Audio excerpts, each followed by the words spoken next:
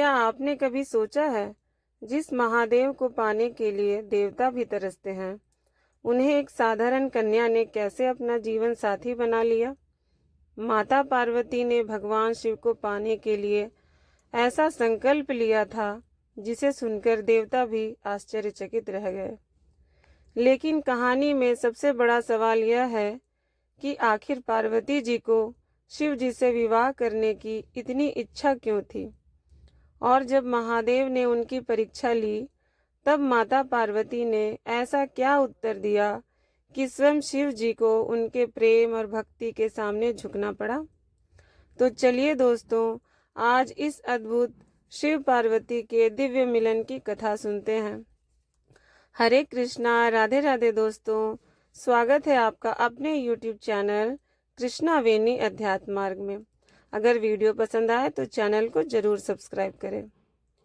पौराणिक कथाओं के अनुसार कहा जाता है कि माता सती ने अपने पिता दक्ष के यज्ञ में अपने पति भगवान शिव का अपमान सहन न कर पाने के कारण अपना शरीर त्याग दिया था।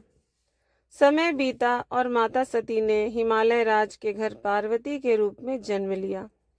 बचपन से ही पार्वती जी का मन भगवान शिव की भक्ति में लगा रहता था। उसके मन में एक ही इच्छा थी, मैं भगवान शिव को ही अपने पति के रूप में प्राप्त करूंगी।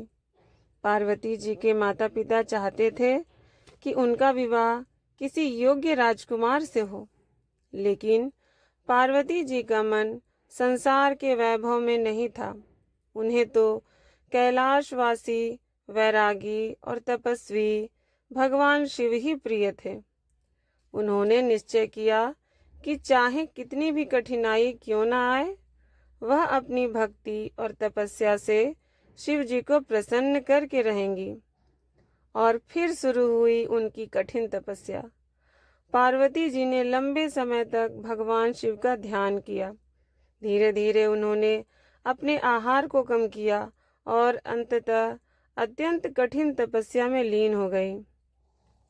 उनकी तपस्या देखकर देवता भी आश्चर्यचकित थे, लेकिन महादेव तुरंत प्रकट नहीं हुए, क्योंकि यह केवल प्रेम की परीक्षा नहीं थी। यह पार्वती जी के संकल्प, धैर्य और भक्ति की परीक्षा थी। पार्वती जी ने अपना संकल्प नहीं छोड़ा। एक दिन भगवान शिव ने पार्वती जी की परीक्षा लेने का निश्चय किया। वे एक साधु का रूप धारण करके उनके सामने पहुंचे। उन्होंने पार्वती जी से कहा, तुम उस शिव को पति क्यों बनाना चाहती हो? वह तो कैलाश में रहते हैं, भस्म धारण करते हैं, संसार के सुखों से दूर हैं। साधु ने शिव जी के बारे में कई ऐसी बातें कही, जिससे कोई भी सामान्य व्यक्ति अपने निर्णय पर विचार करने लगे। लेकिन पार्वती जी अडिग रहीं। उन्होंने कहा, मेरे लिए महादेव का बाहरी रूप नहीं, उनका सत्य और उनका स्वरूप महत्वपूर्ण है। पार्वती जी ने कहा, जिसे संसार समझ नहीं पाता, मैं उसी महादेव को अपने हृदय से जानती हूँ। मेरे लिए शिव ही सत्य है और मेरी भक्ति का लक्ष्य भी शिव ही है। उनके शब्द सुनकर साधु मुस्कुराए और तभी पार्वती जी समझ गई कि यह कोई साधारण साधु नहीं है। उनकी भक्ति सफल हो चुकी थी। अचानक वह साधु रूप समाप्त हुआ और स्वयं भगवान शिव पार्वती जी के सामने प्रकट हुए। पार्वती जी की तपस्या, धैर्य और अटूट भक्ति से प्रसन्न होकर महादेव ने उन्हें स्वीकार किया। यह केवल दो व्यक्तियों का विवाह नहीं था, यह शिव और शक्ति के मिलन का दिव्य प्रतीक था।